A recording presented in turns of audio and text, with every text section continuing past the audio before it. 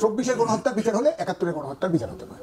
আপনার ওই সময় প্রভিন্সিয়াল গভর্নমেন্টের 4 জন মন্ত্রী ছিল জামাত ইসলামের, এবং তারা সিদ্ধান্ত নিয়ে বলেছে পাকিস্তানের আর্মিকে সহযোগিতা করবে, এবং যত নারকীয় ঘটনা ঘটেছে সব সহযোগিতা করছে জামাত ইসলাম।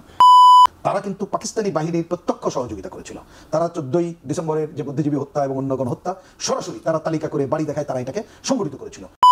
বলতেছে যে জামাতকে যদি দাঁড়িপাল্লায় ভোট দেওয়া হয় তাহলে বেঁচতে যাবেন। শুরুতে যেতে চাই আজিজ ভাই আপনার কাছে, সেটা যে আমাদের আলোচনার বিষয় ভোটের জন্য একটু ব্যাখ্যা দিব পরে কেন ভোটের জন্য। তার আগে প্রশ্ন আসি, সেটা হচ্ছে যে শুরুতে আমি বললাম যে শুধু 71 নয় 47 থেকে এখন পর্যন্ত ঘড়ির টাইম ধরে তিনি বলেছেন যে এই সময় পর্যন্ত ভুলের জন্য আর কি জামায়াতের আমির ক্ষমা চেয়েছেন, এবং তিনি বলেছেন যে মুক্তিযুদ্ধে ওই সময় পাকিস্তানের পক্ষে তাদের অবস্থান সঠিক ছিল না। তিনি তো ক্ষমা চাইলেন, এখন আপনারা কি বলবেন? তাহলে শেখ হাসিনা ক্ষমা চাইলে একই কথা হবে, একই কথা হবে। শেখ হাসিনা যদি বলে যে এই গণহত্যা করেছি, এটা ভুল হয়ে গেছে, ক্ষমা চাইলাম, আচ্ছা, মাপ দিবেন? দেবেন না। বিষয়টা গণহত্যার মাপ দিয়ে হয় না, গণহত্যাকারীর বিচার হতে হবে। কিন্তু দীর্ঘদিন তো একটা কথা ছিল জামায়াত ইসলামী ক্ষমা চাচ্ছিল না, ক্ষমা চাচ্ছিল না, এমন যদি তো ছিল। কারো দুঃখ দিয়ে থাকে শর্ত আছে। আচ্ছা, ও তিনি শর্তহীন ক্ষমা চেয়েছেন। হ্যাঁ, শর্ত কিন্তু আগে তো কইছে দুঃখ দিয়ে থাকলে, আপনার মনে দুঃখ দিয়ে থাকলে শর্তহীন ক্ষমা। আপনারা এখন আমি হত্যা করি করে সবার কাছে শর্তহীনভাবে ক্ষমা চাই, হবে? হবে? ফৌজদারি অপরাধের কোনো মাপ নাই, কথা পরিষ্কার। গণহত্যা তো প্রশ্নই আসে না। 24-এর গণহত্যার বিচার হলে 71-এর গণহত্যার বিচার হতে পারে। আপনার ওই সময় প্রভিন্সিয়াল গভর্নমেন্টের 4 জন মন্ত্রী ছিল জামাত ইসলামের, এবং তারা সিদ্ধান্ত নিয়ে বলেছে পাকিস্তানের আর্মিকে সহযোগিতা করবে, এবং যত নারকীয় ঘটনা ঘটেছে সব সহযোগিতা করছে জামাত ইসলাম, তাদের শাখা প্রশাখা আল বদর, আল শামস, রাজাকার ইত্যাদি ইত্যাদি। আপনি সেই গণহত্যাকে দুঃখ এতদিনে এসে দুঃখ প্রকাশ করলে হবে? তাও আপনার মনে কষ্ট দিয়ে থাকলে। আপনার এইভাবে তো হলে হবে না, গণহত্যার কোনো মাপ হতে পারে না, এগুলো ভুল কথা। তাহলে হিটলারকেও মাফ করে দেন, হিটলারের বিচার তো এখনো হচ্ছে, তার পার্টি নাৎসি পার্টির এখনো বিচার হচ্ছে। কেন হচ্ছে? পৃথিবীতে কোন গণহত্যাকারীর বিচার মাপ হয়? গণহত্যাকারী মাপ হয়? গণহত্যাকারীর কোনো মাপ হতে পারে না, এক কথা। এবং আপনি দেখেন জামাতিরা, আমি দেখছি অনেককে যদি প্রশ্ন করেন পাকিস্তানের ইতিহাস বলেন বলতে পারবে, ভারতের ইতিহাস বলেন বলতে পারবে, 71-এর ইতিহাস বললে বলে আমার জন্ম হয় নাই, বুঝছেন না? তার মাপ হবে কেমনে? তারা রাজনীতি ধারণ করে না 71-এর, জামাতের রাজনীতি ধারণ করে না, মৌদুদিবাদের ধারণ করে না। এই যে জামাতের আমির, আপনি চিন্তা করেন, সে বলছে আল্লাহ তৌফিক দিয়েছে কোরআনের আইন বদলায় ফেলবো, আমরা কোরআনের আইন বদলাবো। ভিডিও আছে আমার কাছে। কোরআনের আইন বদলাবে মানে? হ্যাঁ, কোরআনই আইন, কোরআন এবং সুন্নাহ ভিত্তিক সরকার না, তারা বলছে কোরআনের আইন বদলাবো। আচ্ছা, 2 নম্বর বলছে কোরআনের আইন আনবে না কোরআন আইন বদলাবে? কোরআনের যা লেখা আছে আইন, কোরআন এবং সুন্নাহ ভিত্তিক দেশ চালাবে না, তারা বলছে কোরআনের আইন বদলাবো। সে বলছে 2 বলছে যে যদি প্রয়োজন হয় আমরা ভোটার 71 কিন্তু 20 মিনিটের প্রোগ্রাম করছে এটার উপরে। আচ্ছা, যদি হয় তাহলে ভোটার আপনার ইয়ে করবে, এক আসন থেকে আর এক আসনে পরিবর্তন করবে, হতে পারে। কারণ তারা তো গুপ্ত, জামাত শিবির মানে গুপ্তভাবে ভোটার। ধরেন একটা সেন্টারে, যেটা ব্যাখ্যা দিয়েছে, একটা সেন্টারে 10,000 ভোট, সেখানে জামাতের কোনো পাস করার সম্ভাবনা নেই। কিন্তু আরেকটা সেন্টারে ধরেন 8,000 বা 10,000 ভোট কম আছে, ওইখানের ভোটার, এই 10,000 ভোটার ওইখানে ভোটার বানাবে, গুপ্তভাবে ভোটার বানাবে, সেখানে ভোট দিয়ে জামাতের। এই জন্য সিলেক্টিভ কিছু সিটে এইভাবে পাস করাবে। এগুলো চাইলে কি সম্ভব? এটা কি মানে আদতে সম্ভব এরকম? বিষয়টা হলো গ্রামে এখনো ভোটার হচ্ছে, আচ্ছা, কয়জনকে কে দেখে। আর গুপ্ত শিবির, ঢাকা ইউনিভার্সিটির এখন ভিপি হয়েছে না ডাকসুর, সে হেলমেট বাহিনী ছিল না, তো ধরছে, বুঝতে পারছেন? পারেন নাই তো। ধরেন একটা দেশে ধরেন 10,000-এর জায়গায় 5,000 ঢুকাই দিল, যে এনাফ 5,000 ঢুকাই দিল, অর্থাৎ জামাত ইসলাম মরিয়া হয়ে গেছে। তার বিপরীত তাদের কোনো প্রস্তুতি নাই। অর্থাৎ আমরা নিশ্চিন্তে, জামাত যদি ক্ষমতায় আসে, আমরা আফগানিস্তান, কাদের প্রস্তুতি নেই? বিপরীত কোনো রাজনৈতিক দলের তাদের মোকাবেলা করার মতো কোনো প্রস্তুতি আমি দেখতে পাচ্ছি না। সব আকাশের উপর দিয়ে প্লেনের মতো ভাসতেছে, আর জামাত ঘরে ঘরে যাচ্ছে, ব্যস্ত দিতেছে, আপনার যত চিকিৎসা লাগে দিচ্ছে, কোনো খেদমত লাগলে করতেছে। আচ্ছা, এই কথাটা মানে প্রায় শুনি আর কি, মানে ব্যস্ত দিচ্ছে, এটা কিভাবে দিবে? ব্যস্ত দেয় কিভাবে? এটা মানে ব্যস্ত শোনেন, আমি আগেও বলেছি, জামাত বলতেছে, আমার কাছে বহু ভিডিও আছে, আপনি চ্যালেঞ্জ করলে আমি ভিডিও দেখায় বাজায় দেবো। বলতেছে যে জামাতকে যদি দাঁড়িপাল্লায় ভোট দেওয়া হয় তাহলে বেচতে যাবেন। এখন বলেন, আল্লাহ ব্যস্ত দোজক তৈরি করেছে, আল্লাহ ব্যস্ত দোজক মেনটেন করে, আল্লাহ বিচার করবে। ব্যস্ত দোজক আল্লাহ আপনাকে বিধি মোতাবেক হবে, অন্যায় ন্যায় অন্যায় বিচার করবে আল্লাহ। ব্যস্ত দোজক আপনার দিবে হলো আল্লাহ, জামাত এখন আগে দিচ্ছে, যে এই কথা বলে সে তো শিরক করতেছে, তার তো ওই সময়ই তার দোজখ বরাদ্দ হয়। আচ্ছা, একটু আমাদেরকে রহিম প্রিন্স আপনি একটু বলেন যে এই যে মানে ক্ষমা চাওয়ার বিষয়টি, এইটাকে আপনারা কিভাবে দেখছেন? এর আগেও তো তারা ক্ষমা চেয়েছিলেন, এই সময় এসে আবার ক্ষমা চাচ্ছেন, ফলে তিনি যেটা বললেন যে গণহত্যার আসলে কোনো ক্ষমা নেই, ফৌজদারি অপরাধের কোনো মাফ নেই, সেই জায়গাটা আপনাদের অবস্থান কি, আপনার দলের বা আপনাদের? না, ধন্যবাদ আপনাকে। দেখেন, আজিজ ভাই যে কথাগুলো বলেছেন খুবই যথার্থ, কিন্তু আমি যদি খুব ছোট ছোট করে বলি, প্রথমত যে দলটির কথা বলছেন, অভিযোগটা কি, আমি যদি অনেক বড় দিকে না তাকাই, দুইটা অভিযোগ যদি বিবেচনা করি। একটা হচ্ছে তাদের একটা রাজনৈতিক সিদ্ধান্ত ছিল মুক্তিযুদ্ধের সময়। আচ্ছা, সেই রাজনৈতিক সিদ্ধান্ত হচ্ছে মুক্তিযুদ্ধের বিরোধিতা করা, পলিটিক্যাল ডিসিশন। হ্যাঁ, এটা ওনারা বলেন। হ্যাঁ, এটাই। সুতরাং এই রাজনৈতিক ডিসিশনের কারণে তারা যে হত্যাযজ্ঞ সংগঠিত করেছে, সেটা হচ্ছে যুদ্ধ অপরাধ সংগঠিত করেছে। তাহলে আপনি অন্য আলোচনাগুলো বাদ দিলাম, তার অন্যান্য ইতিহাস, পরে রক কাটা থেকে শুরু করে তার সুবিধাবাদী রাজনীতি, এগুলো বাদই দিলাম। তাহলে যদি কেউ প্রথমে এই ব্যাপারে তাকে উপলব্ধি করতে হয়, তাহলে সাধারণ মানুষ কি দেখতে চাইবে? প্রথমে দেখতে চাইবে তুমি তোমার ওই যে রাজনৈতিক সিদ্ধান্ত যে ভুল ছিল কিনা, তাহলে সেটা তো আগে নিজেকে বলতে হবে। এটা হচ্ছে প্রথমত। আমি ক্ষমা চাওয়া পরে আসছি। এই যে এত বড় বিভিন্ন সময় বলে মনোকষ্ট দিয়ে থাকলে ... কিন্তু কখনো ওই সিদ্ধান্ত, রাজনৈতিক সিদ্ধান্ত তাদের ভুল ছিল এটি কখনো শুনেছেন আপনি? আমি অন্ততপক্ষে শুনিনি, অন্যরা থাকলে বলতে পারেন।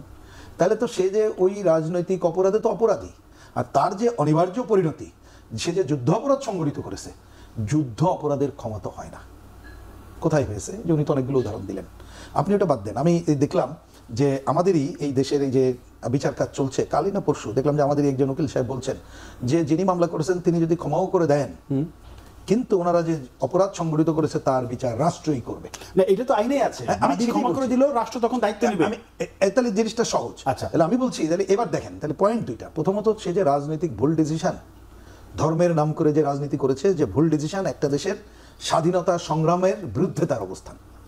এবং খালি অবস্থান না, সে যে রাজাকার, আল-বদর, আল-শামস তৈরি করেছিল, তারা কিন্তু পাকিস্তানি বাহিনীর প্রত্যক্ষ সহযোগিতা করেছিল। তারা 14ই ডিসেম্বরের যে বুদ্ধিজীবী হত্যা এবং অন্য গণহত্যা সরাসরি তারা তালিকা করে বাড়ি দেখায় তারা এটাকে সংগঠিত করেছিল। যার জন্য যখন সারেন্ডার করে, আপনি দেখবেন সারেন্ডারের সময় পাকিস্তান বাহিনীর সাথে তার সব অক্সিলারি ফোর্সেরও সারেন্ডারের তালিকায় আছে। তারা কি সিগনেচার করেছিল? সিগনেচারের তার দরকার হয় না, করেছিল কেন? এই করেছিল ওই যে কি বলে যে পাকিস্তানি বাহিনী করেছিল with their auxiliary force. Auxiliary force মানে কি? তার পলিটিক্যাল গুরু জামাত ইসলাম। তাহলে তারা তো অলরেডি মানে ওই যুদ্ধ অপরাধের দায়ে, এখন কি আপনি পাকিস্তানের তারা এসে যদি বাংলাদেশে নতুন ক্যান্টনমেন্ট স্থাপন করতে চায়, নতুন করে রাজনীতি করছে, আপনি কি করতে দেবেন? দেওয়াই উচিত না। তাহলে দেওয়াই উচিত না। তাহলে সেই জায়গাটার তো নাই, মানে সেই হিসাবে তো তার রাজনীতি করার অধিকারই থাকে না। আর যেটা যে কথা বলেছে, অন্তত পক্ষে ধরে নেন, আমি জেনারেলি বলছি, ওই কোনো দল বাদ দেন, কোনো দল পলিটিক্যালি মিস্টেক যদি হয়, কোনো কিছু হয়, সে যদি বলে জনগণ তার ডিসিশন নেবে। কিন্তু যে যুদ্ধ অপরাধ সংগঠিত করেছে এবং মহান মুক্তিযুদ্ধের বিরোধিতা করে, শুধু বিরোধিতা না, এই যে এই ধরনের অসংখ্য গণহত্যা সংগঠিত করেছে, যুদ্ধ অপরাধের দায় করেছে, সুতরাং এইখানে ওইটা কি বললো না বললো তাতে কিছু আসা যায় না। আর যে কথাটা বলেছে তাতে তার রাজনৈতিক মিস্টেক সে যে করেছে সেটাও স্বীকারোক্তি বোঝায় না, অন্য কিছু বোঝায় না। সুতরাং যে দীর্ঘদিন ধরে যে বিচার কাজ আমাদের একসময় চলমান ছিল, এখন হয়তো বন্ধ হয়ে গেছে, সেইটাকে অব্যাহত রাখা দরকার। যদি বলেন আইনের শাসন রক্ষার জন্য দরকার, এবং তারা বিচারের মুখোমুখি না হয়ে যদি অন্য কোনো বিচারের কথা বলে, আসলে সেইটা তো যথাযথ হয় না। জি, আমি একটু যেতে চাই ডক্টর আসাদুজ্জামান রিমন, আপনি একটু বলবেন। সেটি হচ্ছে যে জামায়াত ইসলামের পক্ষ থেকে প্রায় বলা হয় যে তারা 71-এ হয়তো পাকিস্তানের পক্ষে ছিলেন, এটা তাদের ভুল ছিল, সিদ্ধান্ত সঠিক হয়নি, এবারও তারা বলেছেন। কিন্তু তাদের বিরুদ্ধে যে অভিযোগ, গণহত্যা, যুদ্ধাপরাধ বা ধর্ষণ, রাহাজানি, ছিনতাই, চুরি, ডাকাতি যা আছে, এগুলো তারা স্বীকার করে না। তারা বলেন না, তারা এগুলো করেননি, তবে ওই সময় তাদের একটা সিদ্ধান্ত ছিল, তারা পাকিস্তানের পক্ষে ছিল। তাহলে তারা তো কোনো অপরাধী করেনি, তারা যেটা বলে আর কি। ধন্যবাদ আপনাকে। সমালোচকদের কথা শুনলাম, তাদেরকে ধন্যবাদ। পাকিস্তানি বাহিনী যে মানবতা বিরোধী অপরাধ করেছে বাংলাদেশের মুক্তিযুদ্ধের সময়, আপনার বাড়ি, আমার বাড়ি, ওনার বাড়ি চিনল কিভাবে চিনল? তাদেরকে তো চিনিয়ে দেওয়া হয়েছে, কেউ না কেউ তো চিনিয়ে দিয়েছে।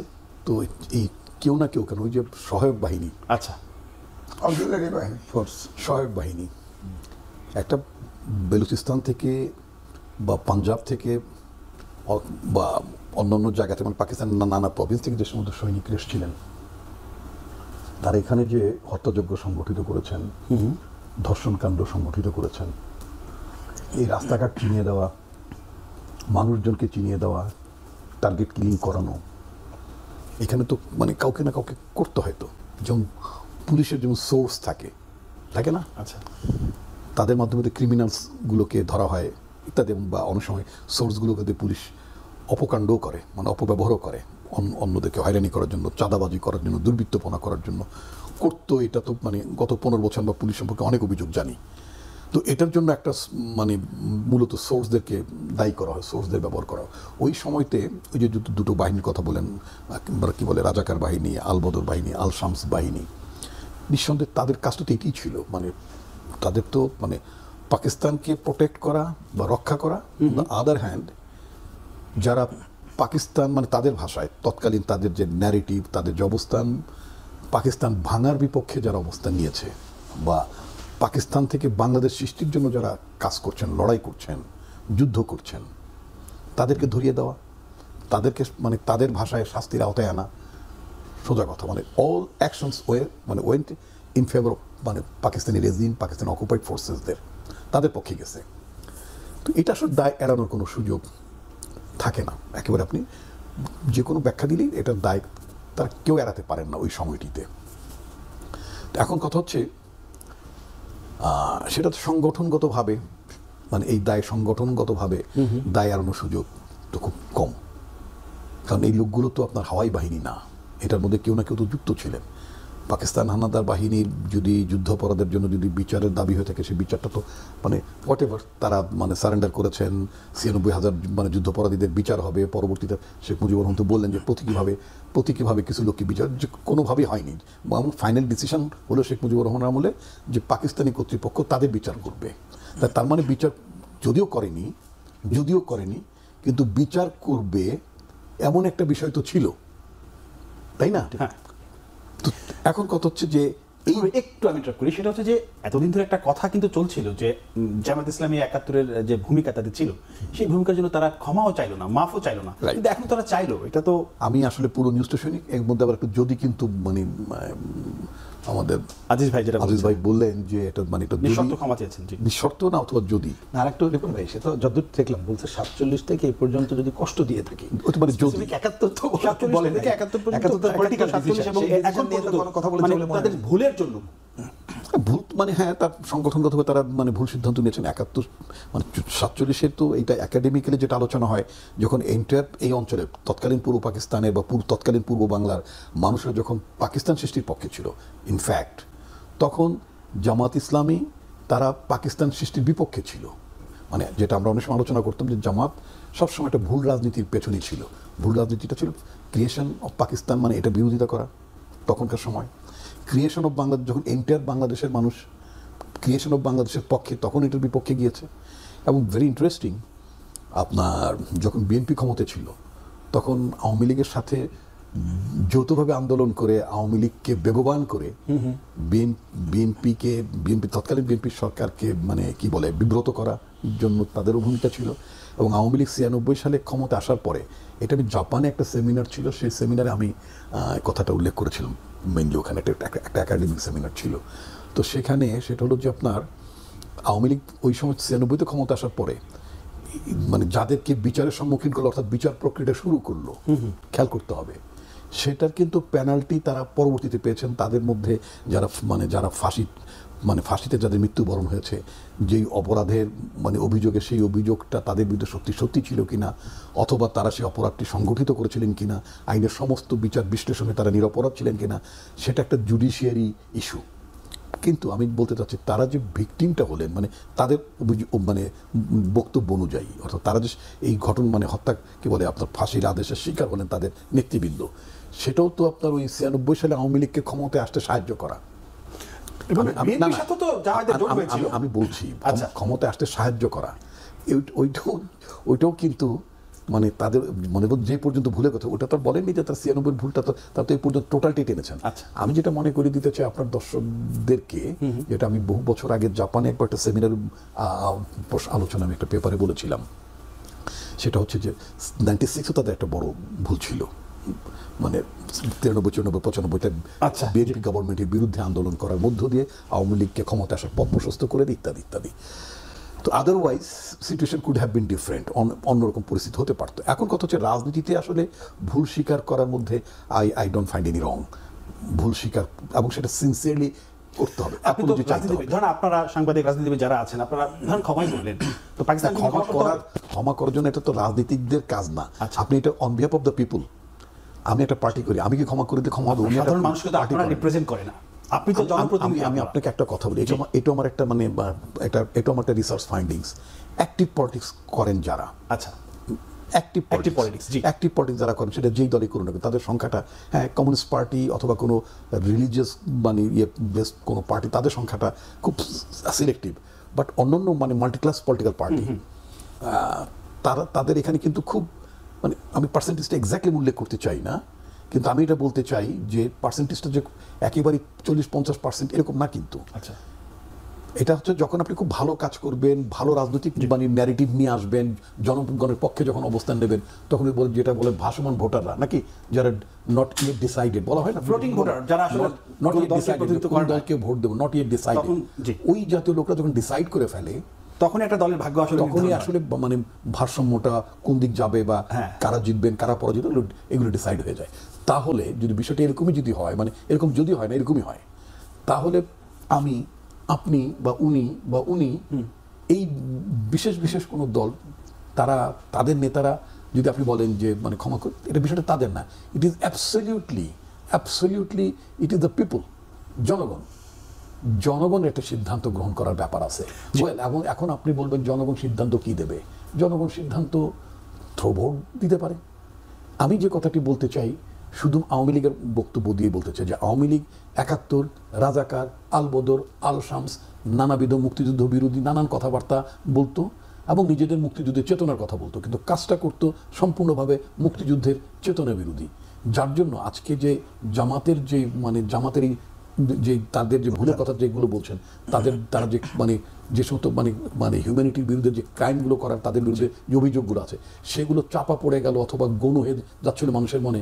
কারণ মুক্তিযুদ্ধের চেতনার কথা বলে, আমাকে কয়েকটা সেকেন্ড দেবে, মুক্তিযুদ্ধের চেতনার কথা বলে যখন টাকা পাচার করে, মুক্তিযুদ্ধের চেতনার দাবিদার হয়ে যখন মানুষকে গুম করে, মুক্তিযুদ্ধের চেতনার কথা বলে আপনার কণ্ঠকে রোধ করে অথবা অপোজিশনকে ইনহেলেট করে, তাকে ধ্বংস করে দেয়, that was not the spirit of the মুক্তিযুদ্ধ। মুক্তিযুদ্ধের মানে তো একটা বাংলাদেশের সংবিধান, সেই জিনিসের সাথে তো একেবারে সাংঘর্ষিক ছিল। ফলে মানে মানুষ দেখেছে এটার নাম কি মুক্তিযুদ্ধের চেতনা, মাই গড। তখন আস্তে আস্তে জামাতের যে মানে বিরুদ্ধে যে অভিযোগগুলো, সেই 71-এ বা পরবর্তীতে যেটি হোক না কেন, বিশ্ববিদ্যালয়গুলোতে রক কাটা বা ইত্যাদিতে যে অভিযোগগুলো ছিল, সেই অভিযোগগুলো ক্রমাগতভাবে গৌণ হয়ে উঠলো এবং ক্রমাগতভাবে গৌণ হয়ে ওঠার কারণে, এবং তারা দেখবেন ডাকসুতে বিশেষ করে ভালো ফলাফল করেছে, ডাকসুতে চাকসুতে যে ভোটগুলো হলো, সেদিন পর্যন্ত তারা কিন্তু নিজেদের সংগঠনের নামে কিন্তু ইলেকশনটা করতে পারেননি। তাদেরকে জোট বা নানা ধরনের আবরণে আচ্ছাদিত হয়ে তাদের করতে হয়েছে। সেজন্য আপনি ওটাকে যদি আপনি ফাইট আউট করতে চান, তার জন্য আপনাকে অনেক বেশি ভালো রাজনীতি, অনেক বেশি ভালো সুশাসনের প্রতিশ্রুতি দিতে হবে। সেটাই আমরা চাই। আজ পর্যন্তই, আগামীতে নতুন কোনো বিষয়ে আমরা কথা বলবো। সে পর্যন্ত সবাই ভালো থাকবেন, নিরাপদ থাকবেন। সবাইকে ধন্যবাদ, শুভরাত্রি।